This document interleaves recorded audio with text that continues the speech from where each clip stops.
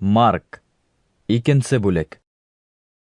Бер нисә көндән һуң Гайса ҡабат Капернаумға килгәс, уның өйдә булыуы хаҡында хәбәр таралды. Шул тиклем күп кеше йыйылды, хатта ишек алдында урын да ҡалманы. Гайса уларға Аллаһ үҙен вәғәзләне. Шул ваҡыт 4 кеше уға паралич һуҡҡан берәүҙе күтәреп алып килде. Ләкин халыҡ араһынан үтә алмағанлыҡтан улар Гайса булған өйҙөң ҡыйығын һүтеп, паралич һуҡҡан кешене ятҡан түшәге менән шул тишектән төшөрҙөләр. Гайса уларҙың ышаныуҙарын күреп ауырыуға: «Улым, һинең гонаһтарың кисерелде», — тине. Унда бер нисә ҡанун белгесе ултыра ине. Улар эстән генә: «Нимә һөйләй ул? Был бит көфөр һүҙ. Гонаһтарҙы бер Алланан башҡа кем кисерә ала?» тип уйланы. Гайса шунда уҡ үҙ рухы менән уларҙың фекерен һиҙеп, былай тине: «Ни өсөн һеҙ эстән генә шулай уйлайһығыҙ? Паралич һуҡҡан кешегә нимә тип әйтеү еңелерәк? Һинең гонаһтарың кисерелде типме, әллә тор, түшәгеңде алда атлап кит типме?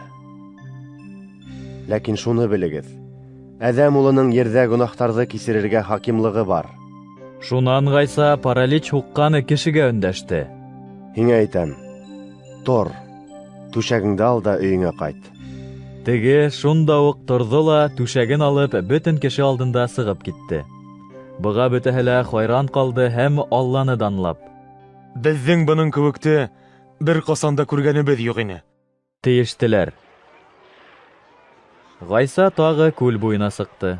Бөтә кеше уның янына килде һәм Гайса уларҙы өйрәтте. Үте барышлай ул һалым йыйыу урынында ултырған Алфей улы Левиҙы күреп: «Миңә эйәр», тине. Леви тороп уның артынан китте. Бына Гайса Левиҙың өйөндә табында ултыра. Өҫтәл артында Гайса һәм уның шәкерттәре менән бергә күп кенә һалым йыйыусылар, башҡа гонаһлылар да бар ине. Улар күпләп Гайсаға эйәргәйне. Фарисейҙар араһындағы ҡанун белгестәре Гайсаның шундай кешеләр менән бергә ашап ултырыуын күреп, уның шәкерттәренә: Нисек ул һалым йыйыусылар һәм башҡа гонаһлылар менән бер табындан ашай ала? тинеләр. Гайса быны ишетеп: «Табип сәләмәт кешеләргә түгел, ә ауырыуҙарға кәрәк. Мин тәҡүә кешеләрҙе түгел, ә гонаһлыларҙы артымдан саҡырырға килдем», тине. Бер көндө Яхьяның шәкерттәре һәм фарисейҙар ураҙа тотҡанда ҡайһы берәүҙәр Гайсаға килеп: «Ни өсөн Яхьяның да фарисейҙарҙың да шәкерттәре ураҙа тота, ә һинекеләр тотмай?» тип һоранылар. Гайса уларға былай яуап бирҙе: «Кейәү үҙҙәре менән бергә булғанда, туйҙағы ҡунаҡтар ураҙа тотормо? Кейәү араларында икән, әлбиттә ураҙа тотмаҫтар. Әммә килер бер көн, кейәү яндарынан алыныр, шул ваҡытта улар ураҙа тотор. Бер кем дә иҫке кейемгә яңы туҡыманан ямау һалмай. Юғиһә, яңы ямаулыҡ ултырып, иҫке кейемде йыртып ебәрер ҙә тишек тағы ла нығыраҡ ҙурайыр. Шулай уҡ бер кем дә яңы шарапты иҫке турһыҡҡа һалмай. Юғиһә, шарап турһыҡты йыртыр ҙа, шарап та турһыҡ та әрәм булыр.